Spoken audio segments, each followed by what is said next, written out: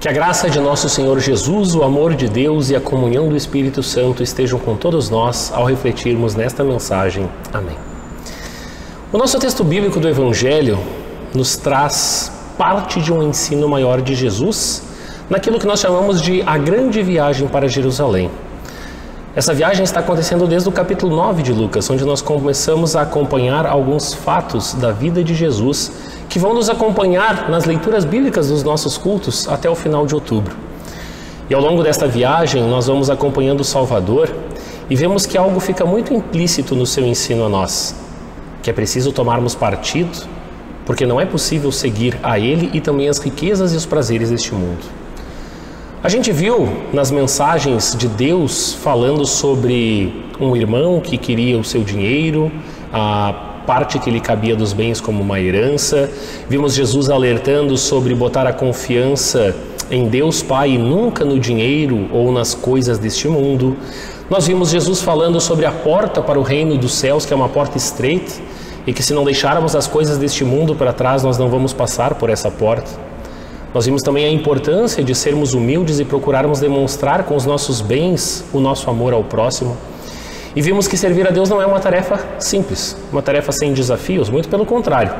Aqui neste mundo nós vamos precisar abrir mão de muitas coisas atrativas para a nossa carne, para os nossos desejos, para os nossos prazeres, para que possamos ser um bom servo no reino de Deus.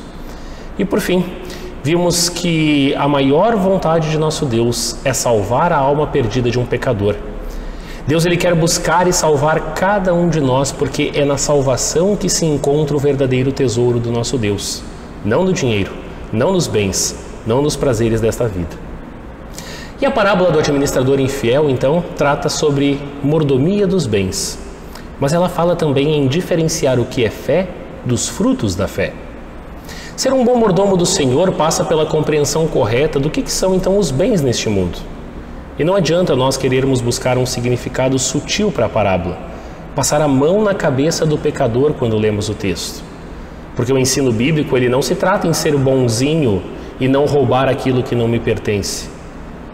E o texto bíblico, ainda pior, ele não trata sobre quando alguns interpretam que Deus está dando parabéns para a esperteza daquele administrador em fraudar os bens do seu patrão e usar essa esperteza para se dar bem quando vier a hora da dificuldade. Não, o texto não fala disso. Jesus ele quer nos ensinar que o administrador infiel ele é culpado por astutamente se apropriar de algo que não é seu.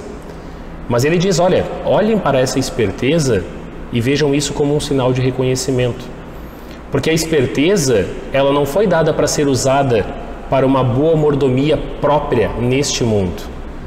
A esperteza, ela tem que ser usada para uma boa mordomia dos bens que o Senhor lhe concede no reino de Deus, para que você use-as em favor do Evangelho e não em favor do mundo. E Jesus ele conclui dizendo que assim como aquele administrador ele foi sábio e perspicaz nas suas transações no mundo, o cristão ele tem que ser sábio e tem que usar a mesma perspicácia para obter a vida eterna. À medida que aquele administrador infiel vai agindo com astúcia, embora erroneamente, ele nos ensina que nós devemos também ter astúcia, mas para vivermos a vida da piedade nas boas obras e também na boa mordomia do que o Senhor nos concede. Esta é a compreensão adequada da parábola de Jesus, porque o Senhor mesmo diz, as pessoas deste mundo são muito mais espertas nos seus negócios do que as pessoas que pertencem à luz. E Jesus diz isso para que nós, os filhos da luz, aprendamos então algo com a sabedoria dos filhos do mundo. Assim como eles são sábios nas suas transações terrenas, nós devemos ser sábios nas transações celestiais. Da injustiça, fazer justiça. E logo após este ensino, Jesus diz, usem as riquezas deste mundo para conseguir amigos, a fim de que quando as riquezas faltarem, eles recebam vocês no lar eterno. Jesus está falando das boas obras. Mas, será que essas boas obras são para nos encaminhar para a salvação, para o lar eterno, como parece ser o que o texto nos diz? Antes de qualquer coisa, vamos destacar que é somente pela fé em Jesus Cristo e por meio do amor perdoador de Deus que nós conseguimos chegar à salvação. Nunca por uma boa obra. Lutero, quando ele explica este versículo, ele nos destaca coisas importantes para o nosso aprendizado. Primeiro, ele diz que é preciso saber que, para que as boas obras aconteçam, eu preciso antes ser bom em meu coração, para então poder realizar estas obras. Deus olha para as nossas obras através da fé que nós temos em nossos corações.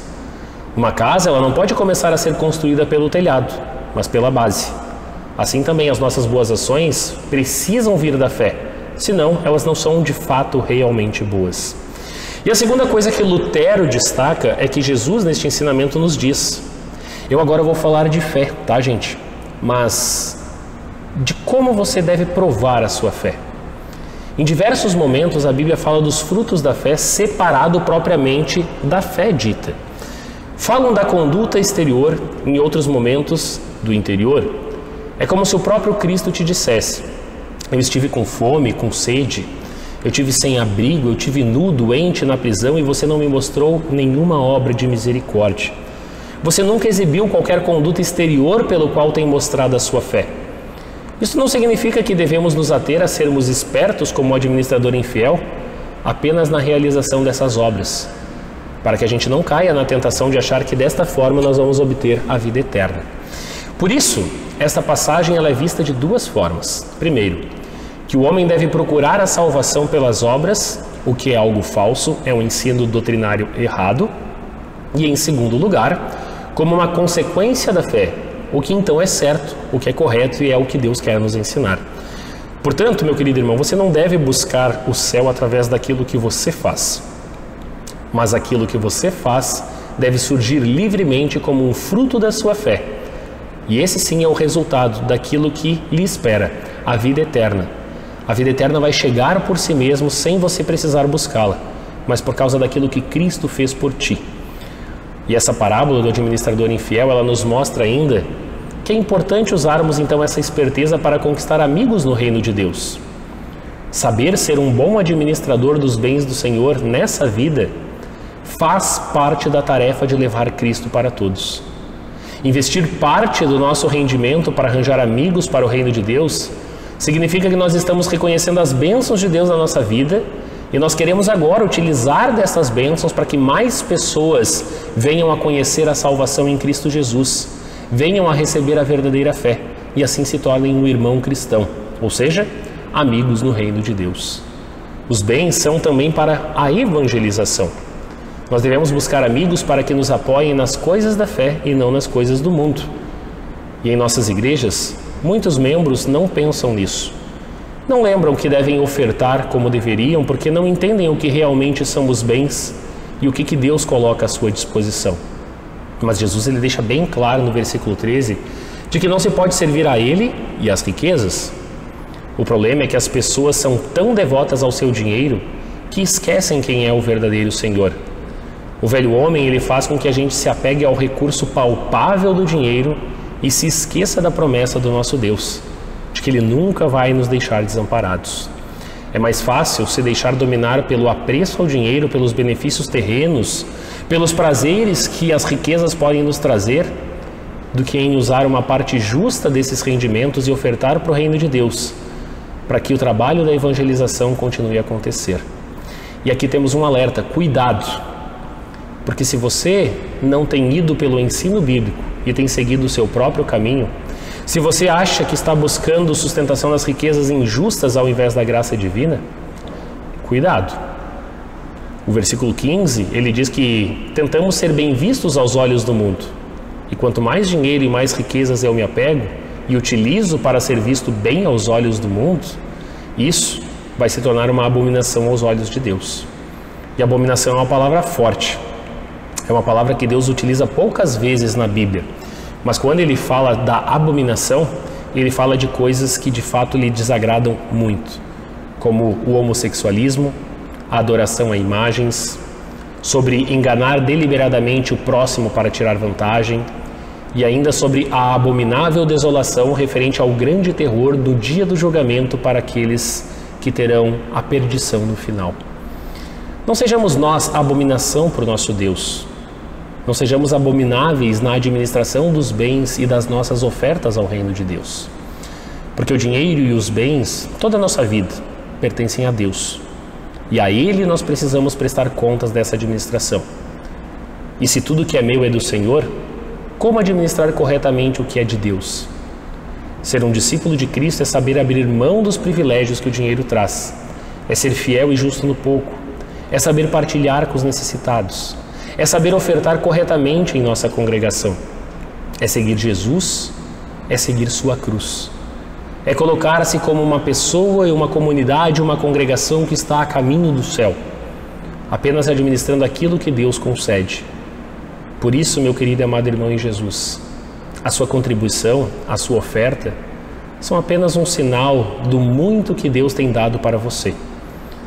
E como administrar essas riquezas para que elas não se tornem uma pedra de tropeço? Como administrar essas coisas para que outras pessoas não venham a sofrer por causa da nossa má administração? Nós então precisamos pedir que Deus nos oriente e nos ensine cada vez mais o que é ser um administrador. Nós vamos prestar contas daquilo que fazemos. O dinheiro, as propriedades, os bens em si, Deus não concede como algo ruim, jamais. Mas são coisas que fazem parte de um mundo injusto. E neste sentido, é importante que os cristãos lembrem de administrar baseados na lei do amor e da justiça de Deus. Por isso mesmo, é necessário colocar tudo a serviço do reino, aplicar os nossos bens em serviço um do outro no amor cristão. E como filhos da luz, como diz o texto, somos chamados também a usar para testemunhar a fé, mostrar o ensino de Jesus nas atitudes que nós vamos ter, mostrar que nós somos pecadores, que temos o perdão e queremos oferecer isso a outras pessoas. Significa afogar diariamente a nossa velha natureza, buscar uma mudança de atitude, também na administração de tudo aquilo que nos foi confiado. Administrar o nosso trabalho, a nossa família, os nossos bens, a nossa vida na igreja, o nosso tempo, a nossa congregação. E sem dúvida, seríamos uma igreja muito mais viva se nós soubéssemos administrar melhor o que Deus nos concedeu. Se lembrássemos que os nossos bens e as nossas riquezas são para uma oferta financeira ao reino do Senhor, para que a sua palavra possa ser pregada mais e mais. Partilhar das bênçãos de Deus em nossa vida é a maior gratidão que podemos demonstrar ao Senhor por tudo que Ele nos faz. E como diz, quem é fiel no pouco, também é fiel e justo no muito. Não é possível jamais servirmos a Deus e aos prazeres que o dinheiro nos traz nessa vida. E nós vamos ser cobrados sobre isso quando tudo chegar ao final. E o que vamos dizer? Como vamos agir? Este é o tempo para agirmos. Sabemos que a nossa ação, as nossas obras são frutos da nossa fé, que precisam ser expressos através da nossa boa administração, e que não podemos servir ao nosso mediador Cristo Jesus e aquilo que o dinheiro nos traz. Sabemos que Deus quer que todos sejam salvos e cheguem ao pleno conhecimento da verdade. E se isso guiasse o coração dos nossos governantes, com certeza nós teríamos um país com menos corrupção, com menos problemas de justiça social, com menos interesses próprios, talvez menos cobranças de juros, uma melhor distribuição de renda, menos acúmulo de bens para aqueles políticos que apenas querem ganhar. Nós pedimos que o nosso bom Deus possa sempre nos ensinar a sermos corretos e coerentes, sermos filhos da luz, para sermos bons administradores do seu reino. E que Deus então possa assim nos abençoar com o seu Espírito Santo, para que possamos ser servos fiéis e que possamos colocar tudo isso em prática em nosso viver. Este grande ensinamento da parábola do administrador infiel. É em nome de Cristo, nosso Senhor, que nós refletimos nessa mensagem. Amém.